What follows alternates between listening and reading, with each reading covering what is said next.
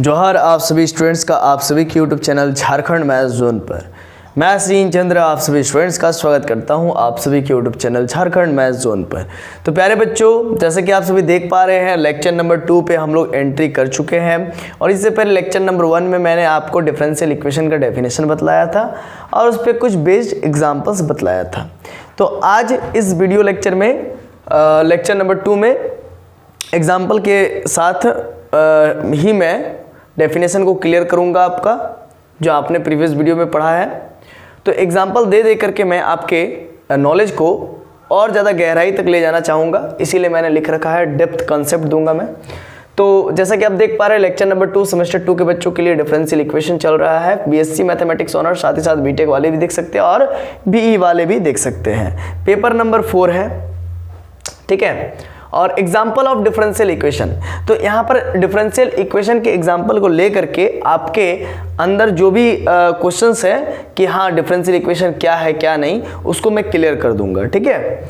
ध्यान दीजिएगा, जैसे ex into D by D X of Y plus Y equal to 0, ये एक डिफरेंशियल इक्वेशन है। क्यों? क्योंकि इसमें इंडिपेंडेंट वेरिएबल भी है, डिपेंडेंट वेरिएबल भी है और इंडिपेंडेंट और डिपेंडेंट वेरिएबल का डेरिवेटिव x के रिस्पेक्ट में है, मतलब इंडिपेंडेंट वेरिएबल के रिस्पेक्ट में है।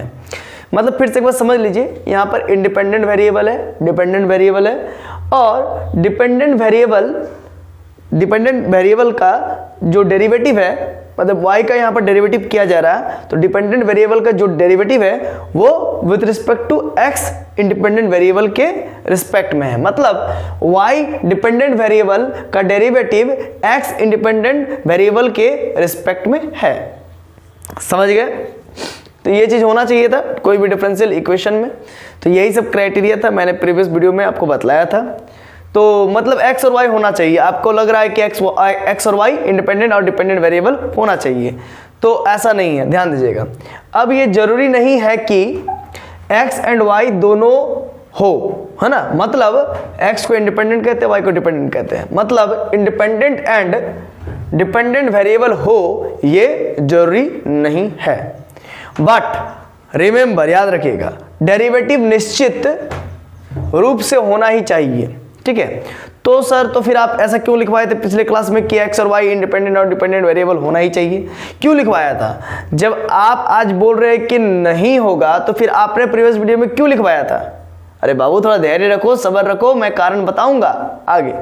देखो, मैंने ये तो नहीं कहा कि एकदम ही नहीं होना चाहिए, मैंने कहा सिर्फ x और y दोनों नहीं होना, नहीं भी होगा तो भी कोई दिक्कत नहीं।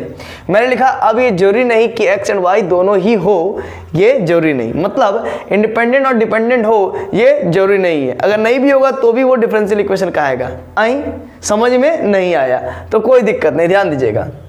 जैसे कि एग्जांपल देखिए, D by D X of Y, Y मेरा डिपेंडेंट वेरिएबल है और डिपेंडेंट वेरिएबल का डेरिवेटिव मेरा x इंडिपेंडेंट वेरिएबल के रिस्पेक्ट में है। हाँ भाई, हाँ सर, एकदम सही। तो यहाँ पर तो मतलब डिफरेंशियल कोफिशिएंट्स हैं, डेरिवेटिव है, ठीक है। लेकिन इसके अलावा x और y भी तो होना चाहिए, इंडिपेंडेंट वेरिएबल भी होना चाहिए और y डिपेंडेंट वेरिएबल भी होना चाहिए। जैसे कि प्रीवियस वीडियो में आपने एग्जांपल दिया था, यहाँ पर भी आपने दिया एग्जांपल, जैसे ex e to the power x, मतलब x इंडिपेंडेंट वेरिएबल है, y डिपेंडेंट वेरिएबल है, यहाँ पर अलग से है x और y। तो सर यहाँ पर तो है नहीं, तो फिर ये डिफरेंशियल इक्वेशन क्यों कहलाएगा? हम बोलेंगे बाबू तो भी ये डिफरेंशियल इक्वेशन कहलाएगा। थोड़ा देखने का नजरिया चेंज करो। आओ देखो, तो देखने का नजरिया चेंज करना पड़ेगा। देखिए, D by D X of Y, अब +5 का +5, अच्छा 0 इंटू एक्स लिख सकते हो कि नहीं लिख सकते हो? पहले बताओ। 0 इंटू एक्स का मतलब 0 ही होता है। और 0 इंटू वाई लिख सकते हो कि नहीं लिख सकते हो? हाँ लिख सकते हो। तो 0 इंटू वाई 0 ही होता है। तो अब बताओ x है कि नहीं, है ना। तो x है, लेकिन x का कोएफिशिएंट 0 है, इसीलिए x हमको दिख नहीं रहा था। y भी है ना, लेकिन y का कोएफिशिएंट 0 है, इसीलिए y हमको दिख नहीं रहा था। अब समझ में आया ना। यानी कि किसी भी डिफरेंशियल इक्वेशन में निश्चित रूप से इंडिपेंडेंट वेरिएबल भी होगा और डिपेंडेंट वेरिएबल भी होगा। क्लियर है?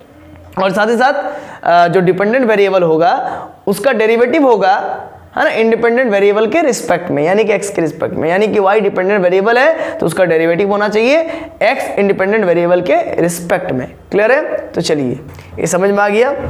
तो नोट में मैंने लिख दिया जैसे कि x के साथ कोफिशिएंट 0 में है, y के साथ कोफिशिएंट 0 है। अच्छा, dy dx ऑफ y के साथ अगर कोफिशिएंट अगर 0 कभी हो जाए, मतलब अगर ऐसा लिख के हम अगर कहे कि ये डिफरेंशियल इक्वेशन है तो ये सरासर गलत होगा। क्यों?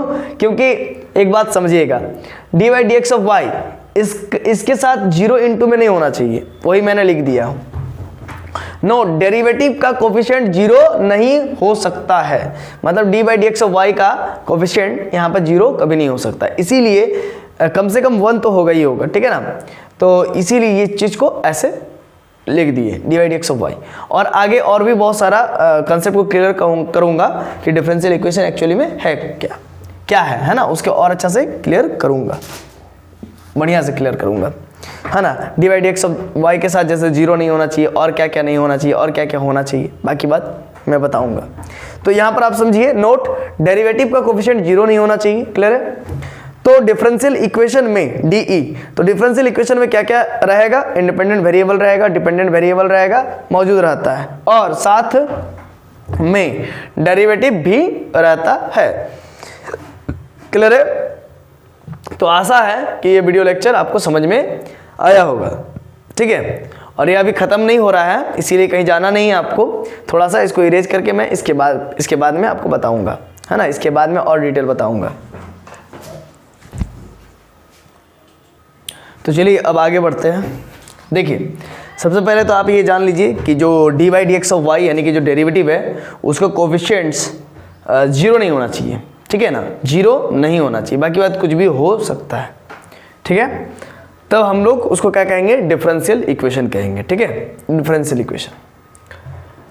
और यहाँ पर ध्यान दीजिएगा, जैसे कि dy dx ऑफ y है, dy dx ऑफ y है, मतलब एक बार डेरिवेटिव किया गया है तो उसको लीनियर कहते हैं, और अगर मान लीजिए इसके साथ और एक डेरिवेटिव, मतलब मान लीजिए सिंपली अगर मान लीजिए y यहाँ पर मल्टीप्लाई कर देंगे, है ना, y, तो फिर ये लीनियर नहीं रहेगा, वो नॉन लीनियर हो जाएगा। मतलब समझिए, जैसे dy dx ऑफ y है, अब प्लस 5 इक्वल टू 0, ये लीनियर है क्योंकि इसको एक बार डेरिवेटिव किया गया है, y को एक बार डिफरेंशिएट किया गया है। और अगर मैं इसको y के साथ मल्टीप्लाई कर दूंगा तो फिर ये y के साथ अगर मल्टीप्लाई हो गया तो ये फिर लीनियर नहीं रहेगा, ये नॉन लीनियर में कन्वर्ट हो जाएगा, ठीक है। मैं इसको आगे बताऊंगा जब मैं लीनियर डिफरेंशियल इक्वेशन और नॉन लीनियर में कैटेगराइज करूंगा, तो उस समय मैं आपको बताऊंगा, ठीक है। तो चलिए ध्यान दीजिएगा अभी। तो यही था कि यहाँ पर कुछ भी मल्टीप्लाई हो सकता है तो वो डिफरेंशियल इक्वेशन हो जाएगा। अगर y भी मल्टीप्लाई होगा तो भी वो डिफरेंशियल इक्वेशन होगा। लीनियर नॉन लीनियर का बात में करेंगे, लीनियर नॉन लीनियर का बाद में करेंगे, अभी हम लोग सिर्फ बात कर रहे हैं डिफरेंशियल इक्वेशन का। तो अगर dy dx ऑफ y है तो यहाँ पर सिर्फ 0 नहीं होना चाहिए, इसका कोफिशिएंट y हो सकता है, x हो सकता है, dy dx ऑफ y भी हो सकता है, कुछ भी हो सकता है, लेकिन सिर्फ याद रखिएगा 0 नहीं होना चाहिए। तो अब यहाँ पर ध्यान दीजिएगा आगे, there are 2 types of differential equation, 2 प्रकार के डिफरेंशियल इक्वेशन होते हैं, एक ऑर्डिनरी डिफरेंशियल इक्वेशन और दूसरा पार्शियल डिफरेंशियल इक्वेशन।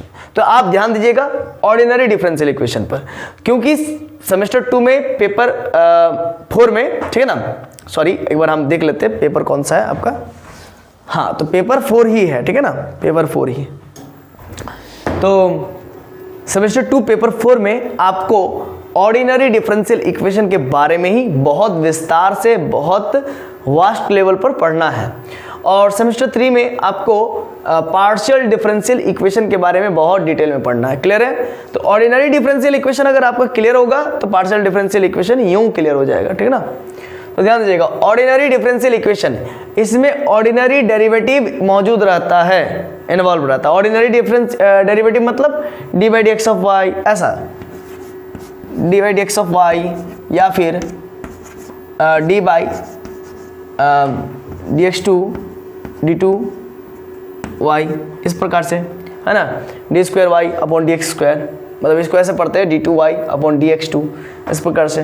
तो dy dx ऑफ y मौजूद रहेगा, या फिर d2y अपॉन dx2 मौजूद रहेगा। इसी प्रकार से एक डेरिवेटिव मौजूद रहेगा, 2 3 4 इस टाइप से, ठीक ना। ये ऑर्डिनरी डिफरेंशियल इक्वेशन में ये सब मौजूद रहेगा। और पार्शियल डिफरेंशियल इक्वेशन में बस ये सब इसमें पार्शियल डिफरेंशियल इक्वेशन में मौजूद रहता है कौन, तो del by del X of Z del by del X of Z, इसको पार्शियल डेरिवेटिव कहते हैं, ठीक है ना, पार्शियली डिफरेंशिएट हो रहा है जेड का विद रिस्पेक्ट टू एक्स। फिर यहाँ पर भी पार्शियली डिफरेंशिएट हो रहा है जेड का with respect to X. Z हमारा एक्स और वाई का फंक्शन है, समझ लीजिए, है ना, इस प्रकार से। तो एक्स और वाई का फंक्शन है, तो जब अगर जेड में एक्स और वाई है, ठीक है ना, चाहे इनटू में हो चाहे डिवाइड में चाहे प्लस में हो, है ना, तो उस केस में वाई को तब कांस्टेंट ट्रीट करेंगे और एक्स अगर रहेगा तो उसको वेरिएबल ट्रीट करेंगे, और उसी का डिफरेंशिएशन होता है, आपको मालूम होगा। और del Z by del Y, तो इस केस में एक्स में जेड में जो भी एक्स और वाई रहेगा तो उसमें वाई को वेरिएबल मानेंगे और जेड को कांस्टेंट ट्रीट करेंगे, सॉरी एक्स को कांस्टेंट ट्रीट करेंगे। एक एग्जांपल ले लीजिए, समझ में आ जाएगा।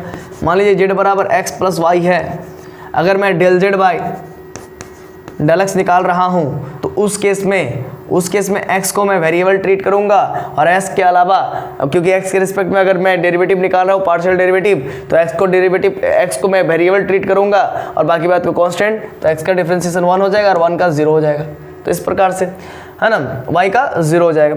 अब मान लीजिए del Z by del Y निकाल रहा हूँ, तो मैं y को वेरिएबल मानूंगा और बाकी बात उसके अलावा जो भी आएगा उसको कांस्टेंट ट्रीट करूंगा। तो सर आप जेड को क्यों नहीं कांस्टेंट ट्रीट कर रहे हो?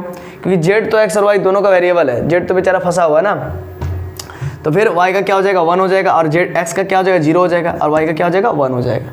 तो आशा है कि आपको ये चीज़ मालूम हुई होगा, क्योंकि आपने सेमेस्टर 1 में भी इसके बारे में थोड़ा बहुत पढ़ाई हुआ होगा, ठीक है ना, फिजिक्स में, क्योंकि ये फिजिक्स का पार्ट्स कर्ल वगैरह निकालने के लिए इस्तेमाल किया जाता था।